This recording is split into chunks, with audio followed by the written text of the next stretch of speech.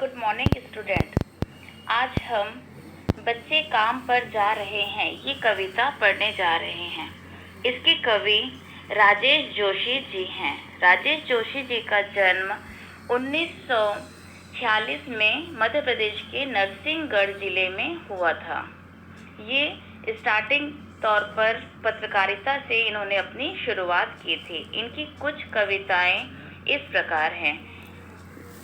मिट्टी का चेहरा, दो पंक्तियों के बीच में, ये इनकी मुख्य कविताएं हैं।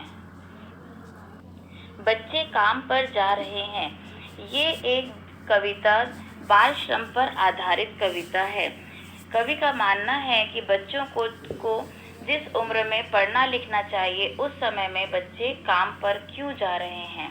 भारत की सड़कों पर कई बच्चों को कम उम्र में ही काम पर जाते हुए कई लोग देखते हैं, हजारों लोग देखते हैं, लेकिन ये वाला प्रश्न किसी के दिमाग पे नहीं आता कि इतनी छोटी उम्र में बच्चे काम क्यों करते हैं। इतने हर तरह के मौसम में बच्चों को काम पर करते हुए कवि ने देखा है। राजेश जोशी जी सिर्फ हिंदी के अलावा वो रूसी कविताएं भी उन्होंने लिखी हुई हैं और जर्मन की भी कविताएं उन्होंने लिखी है, अंग्रेजी कविताएं भी उन्होंने लिखी हैं।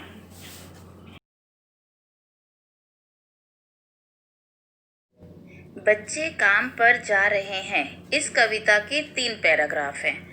पहले पैराग्राफ में कवि कहते हैं, सुबह का समय है, सड़कों पर कोहरा छाया हुआ है।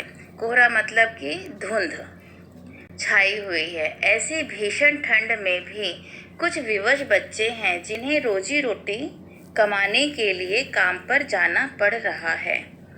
होना तो यह चाहिए था कि वे बच्चे ठंड से बचने के लिए घरों में ही खेले कूदें।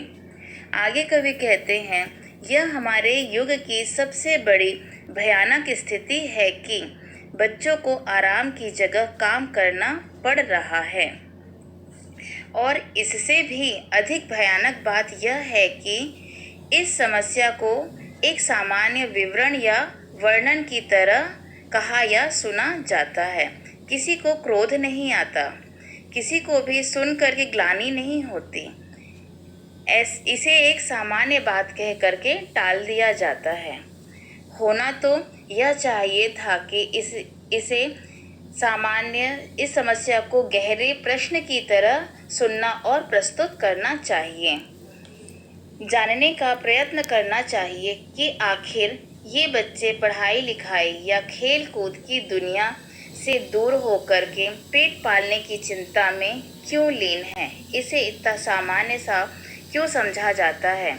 इस विवरण को अच्छी तरह से समझ करके बच्चों को पढ़ाई लिखाई की तरफ लेके जाना चाहिए। पढ़ाई लिखाई की तरफ उनका जुझारूपना दिखाना चाहिए कि बच्चों को पढ़ लिख करके आगे बढ़ना है। बच्चे ही तो देश का भविष्य हैं।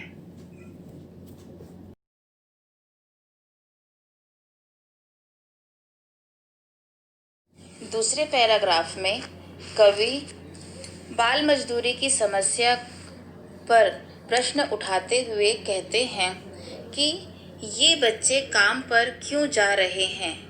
क्या इनके खेलने के लिए गेंद अब नहीं रही, या सारी की सारी गेंदें आकाश में चली गई हैं। क्या इनके लिए रंग बिरंगी किताबें नहीं हैं, या सारी किताबों को दीमकों ने खा लिया है।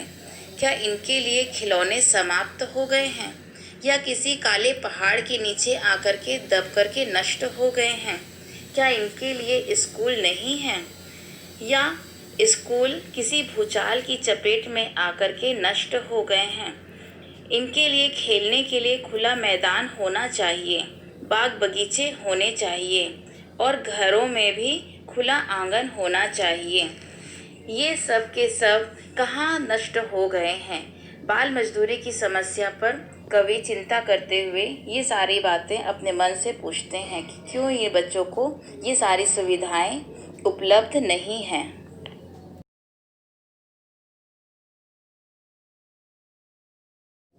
आखिरी पैराग्राफ में कवि कहते हैं, अगर इस संसार में बच्चों के खेलने के लिए गेंद रंगीन किताबें, खिलौने, स्कूल, मैदान, बगीचे और आंगन न रहे तो फिर इस संसार का क्या लाभ। ऐसी दुनिया बेकार है जिसमें बचपन को खिलने का अवसर ही ना मिले।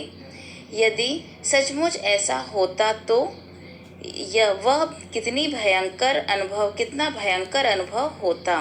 परंतु सच तो यह है कि ये सारी चीज़ें संसार में उपलब्ध हैं, फिर भी देश के बच्चे इनसे वंचित हैं, इनसे दूर हैं।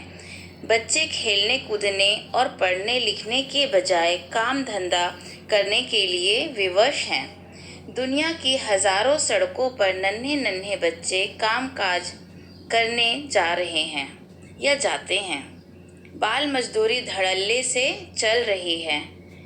यह सचमुच चिंता का विषय है कि देश के हजारों बच्चे छोटी उम्र में ही काम करने जाते हैं।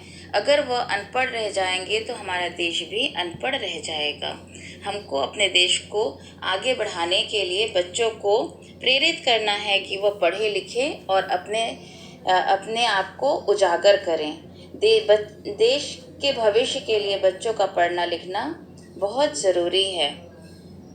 बच्चे पढ़ेंगे तभी हमारा देश भी आगे बढ़ेगा। धन्यवाद बच्चों। उम्मीद है कि ये कविता आप सभी लोगों को पसंद आई होगी और समझ भी आ गई होगी।